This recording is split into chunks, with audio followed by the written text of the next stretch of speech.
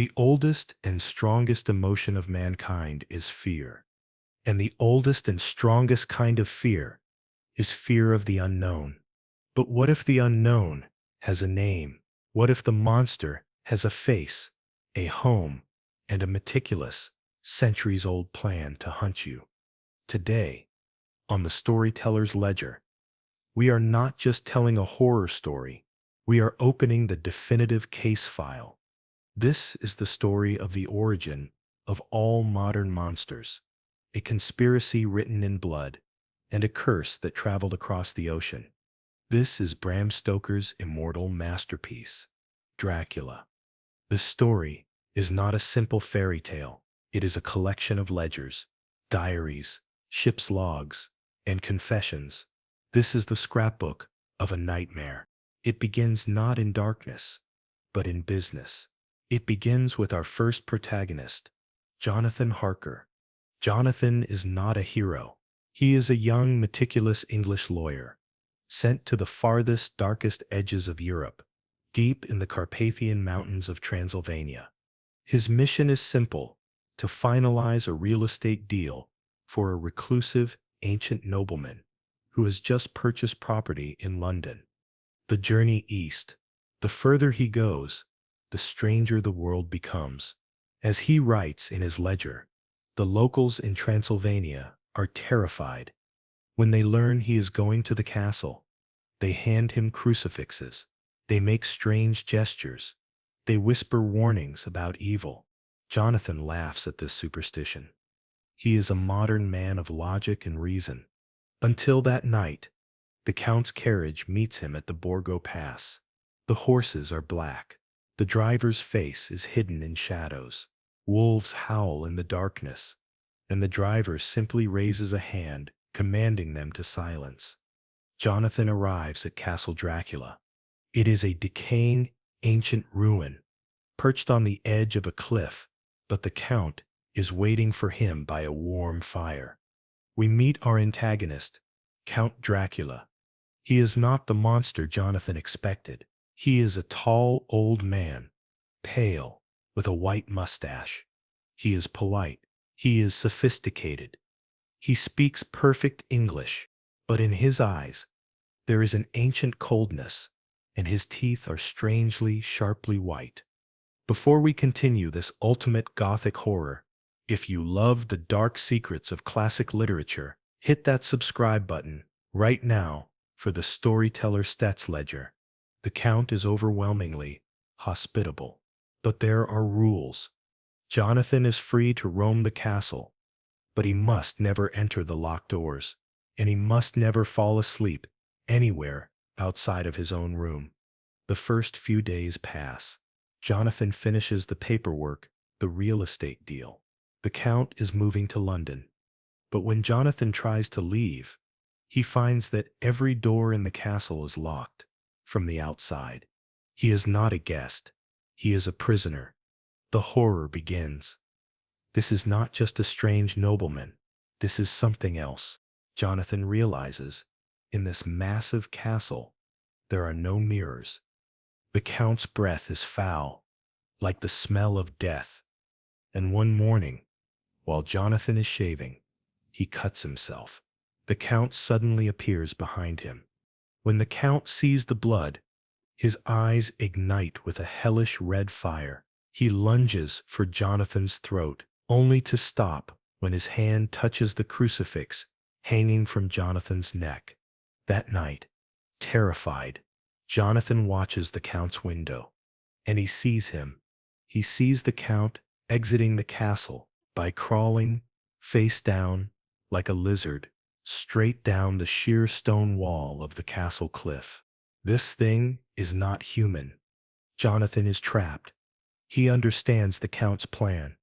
Dracula is invading London, a new hunting ground with millions of fresh souls. And Jonathan? He was just the bait. Now that the legal papers are signed, Dracula is leaving him here to die. He is leaving him for the others. He hears them. 3 beautiful spectral women, the brides of Dracula. They find him. They surround him, ready to feed. Jonathan is trapped. The monster is coming to London. The scene shifts. A ship arrives in England, the Demeter. It crashes into the shore during a violent storm. The crew is missing, all of them. The captain is found, dead, tied to the wheel, a crucifix clutched in his hand. The ship's only cargo, 50 massive crates of Transylvanian earth. And the only living thing that leaps from the ghost ship is a massive black wolf. Dracula has arrived. The story now follows two women in London, Fina, Jonathan Harker's worried fiancée, and her best friend, Lucy Westenra. Lucy is beautiful, vibrant, and pure. And suddenly, she begins to get sick. She is found sleepwalking. She complains of bad dreams. She grows pale, weak. The doctors are baffled. And on her throat, two tiny mysterious puncture wounds. Her doctor, Dr. Seward, who runs the insane asylum next door, is desperate. He calls his old mentor from Amsterdam, Professor Abraham Van Helsing. Van Helsing is our true hero. He is 50 plus, a doctor, a philosopher, and one of the only men alive who knows the supernatural is real. Van Helsing arrives. He sees the marks on Lucy's neck. He knows, instantly, what they are dealing with. He orders the room filled with garlic. He gives her a crucifix. But the doctors do not understand. They are men of modern science.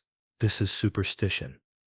Lucy's own mother, not knowing, removes the smelly garlic from the room. This is the opening the monster needs. That night, Dracula, in the form of the giant wolf, breaks through the window of Lucy's room. The mother dies instantly of a heart attack, and Dracula finishes his work on Lucy. Lucy Westenra dies. She is buried. The tragedy seems complete, but it is not. Soon, the newspapers in London report a terrifying new mystery. Children in the neighborhood are disappearing, only to be found hours later, alive, but with the same two tiny marks on their necks. The children whisper of a beautiful lady in white, a bloofer lady, who lures them away. Van Helsing knows. Lucy did not just die, she was undead. She is now a vampire, feeding on children. This is the most terrifying act of the drama, and Van Helsing must convince the skeptical men, Dr. Seward, the heartbroken Jonathan Harker, who has managed to escape Transylvania and returned, sick with brain fever, and the American Quincy Morris. He takes them to Lucy's tomb. At night, they open the crypt. It is empty. They wait. And just before dawn, they see her, Lucy. But it is not Lucy. She returns to the tomb, carrying a living child, her face a mask of demonic lust, contempt, her mouth dripping with blood. The men are horrified. This is the proof. Van Helsing must perform the ritual. They stake the monster she has become, freeing her soul. The horror is over, but the war has just begun. They are now the hunters. Dracula is the prey. They know Dracula is weak. He needs his 50 crates of native earth to rest and regain his power. They must find and sterilize every single box. They discover Dracula's main lair, right next door to the asylum. He is targeting Dr. Seward's most sensitive patient, Renfield, the madman who eats flies and spiders, serving his dark master. But Dracula, furious that they have destroyed his new bride, Lucy, strikes back at the heart of the group. He attacks Mina, Jonathan Harkerstedt's wife. This is the ultimate betrayal. Dracula attacks her in her own bed. He does not just drink her blood. He slices open his own chest and forces her, his victim, to drink his blood. He has infected her. He has branded her. He has married her to the darkness. This is the new ticking clock. Mina is now linked to the Count. She will slowly, agonizingly, become a vampire unless they can find and destroy the Count before the transformation is complete. The hunt is desperate. They sterilize the London boxes. Dracula, trapped, flees.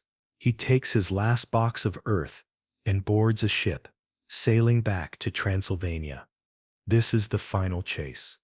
The heroes, Van Helsing, Jonathan, Seward, and Quincy, chase him across Europe. The train chase, the boat chase. They know they must intercept him before he reaches the safety of his castle. Mina, meanwhile, is slipping. The curse gives Van Helsing one advantage. He can hypnotize her, and through her link to Dracula, she can see what he sees. The water, the rigging of the ship. They finally corner the wagon, a group of loyal gypsies, transporting the Count's final coffin's box, just as the sun is setting, right at the pass to Castle Dracula. This is the final battle. The sun vanishes. The Count is seconds away from rising, at full power, at the door of his castle. The heroes attack the cart. Quincy Morris is fatally stabbed, but as he falls, Jonathan Harker slices the Count's throat, and Quincy, in his dying breath, plunges his Bowie knife into the Count's heart. The Count dissolves. He crumbles into dust. The curse is broken. Mina is saved. The red scar vanishes from her forehead. Quincy Morris dies a hero. The tragedy is complete. This brings us to the analysis. Dracula is more than a monster story. It defined the monster. Bram Stoker, in 1897, captured the ultimate Victorian fear, the fear of the foreigner, the Count, this dark aristocratic Eastern European other, arriving in modern civilized London to corrupt its women, its purity. This is a story about the battle between superstition, Dracula, the curse, and modernity, Dr. Seward, the men of science. But the hero, Van Helsing, wins only because he embraces both. He is a scientist who is not afraid to use ancient magic, the crucifix, the garlic, the stake. Poe gave us psychological horror, the monster inside our own minds, but Stoker gave us external horror, a monster that is brilliant, strategic, seductive, and immortal. This is the ultimate tale of a conspiracy and the small, brave team who hunted the monster down, using their knowledge, their diaries, their ledgers to save the world.